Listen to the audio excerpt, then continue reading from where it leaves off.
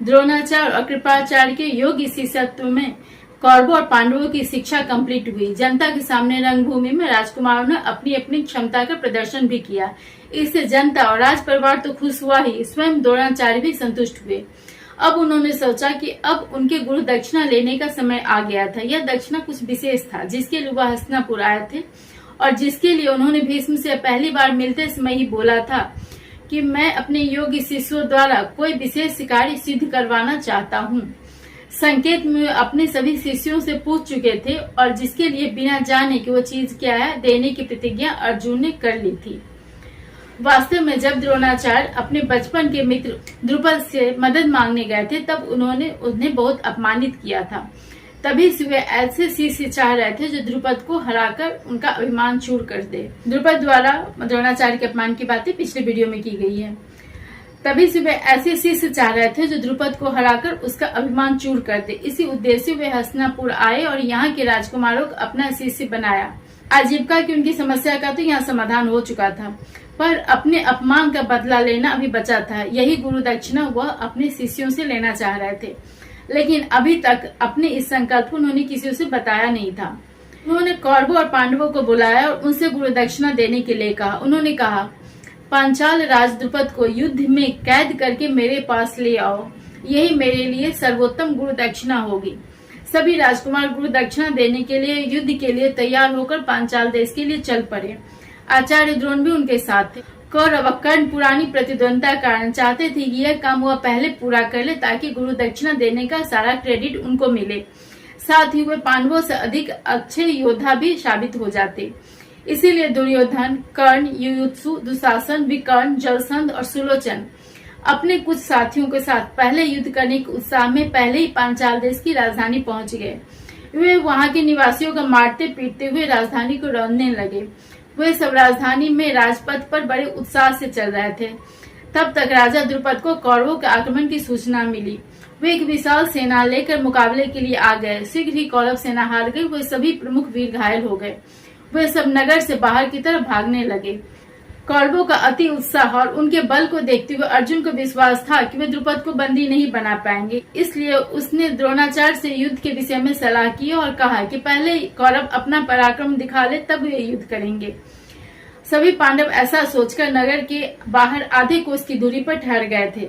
द्रोणाचार्य भी उनके साथ ही थे। जैसे ही कौरव सेना को हारकर भयभीत भागते उन्होंने देखा, तुरंत ही पांडव भाई रथ पर बैठकर युद्ध के लिए चल पड़े। पर बड़े भाई युधिष्ठिर को अर्जुन ने युद्ध करने से रोक दिया। नकुल, सहदेव रथ के पहिए के रक्षक बनाए गए। भीम सदा ही हाथ में गदा लेकर सेना के आगे आगे चलते थे।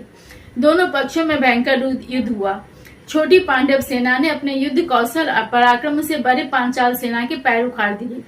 भीम की गदा और अर्जुन के बाण ने शत्रु सेना का भयंकर विनाश किया। युद्ध में अर्जुन के बाण से राजा द्रुपद का धनुष कट गया। जब तक वे दूसरा धनुष लेने लगे तब तक अर्जुन तलवार लेकर उनके रथ पर कूद गए और उन्हें बंदी बना लिया। राजा को बंदी बना देखकर उनकी सेना घबराकर भाग गई। कुछ अन्य मुख्य अधिकारी भी बंदी बना लिए गए। अर्जुन ने सेना का संहार करने से अपने भाइयों को यह कहकर रोक दिया कि उन्हें गुरु दक्षिणा के लिए केवल द्रुपद को बंदी बनाना था।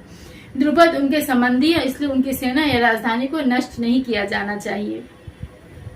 पांडवों ने द्रुपद को मंत्रियों सहित बंदी बनाकर अपने गुरु द्रोणाचार्य को गुरु दक्षिणा के रूप में दे दिया।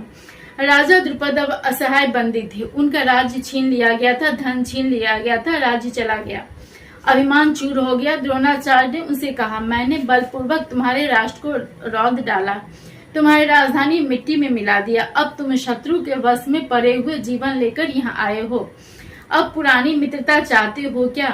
प्राणों के लिए डरो मत, हम क्षमाशील ब्राह्मण हैं। मैं तुमसे मैत्री के लिए प्रार्थना करता हूँ। मैं तुम्हें वर देता हूँ कि तुम इस राज्य का आधा भाग मुझसे ले लो। तुमने कहा था जो राजा नहीं है वह राजा का मित्र नहीं हो सकता, इसलिए मैंने तुम्हारा राज लेने का प्रयत्न किया। गंगा के दक्षिण प्रदेश के राजा तुम हो, उत्तर भूभाग का राजा मैं हूँ। अब अगर उचित समझो तो मुझे अपना मित्र मानो। इस पर द्रुपद प्रसन्नता पूर्वक मित्रता के लिए मान गए। इसके बाद आधा राज देकर द्रोणाचार्य ने उन्हें मुक्त कर दिया। इस तरह पांचाल देश का बंटवारा हो गया। द्रोणाचार्य के कहने अनुसार द्रुपद चर्मवती नदी के दक्षिण तट पर काम्पिल्य नगर को राजधानी बनाकर पांचाल देश का शासन करने लगे। उनके राज्य को माकंदीपुर भी कहा जाता था। द्रोणाचार्य ने उत्तर पांचाल के अहिछत्र नामक नगर को अपनी राजधानी बनाकर शासन करना शुरू किया। वहाँ का राजा उन्होंने अपने बेटे को बना दिया था, अश्वत्थामा को। द्रुपद द्रोणाचार्य के समक्ष तो उन्हें अपना मित्र मानकर आधा राज्य लेने के लिए तैयार हो गए, लेकिन उनके मन में प्रतिशोध की भावना बनी रही।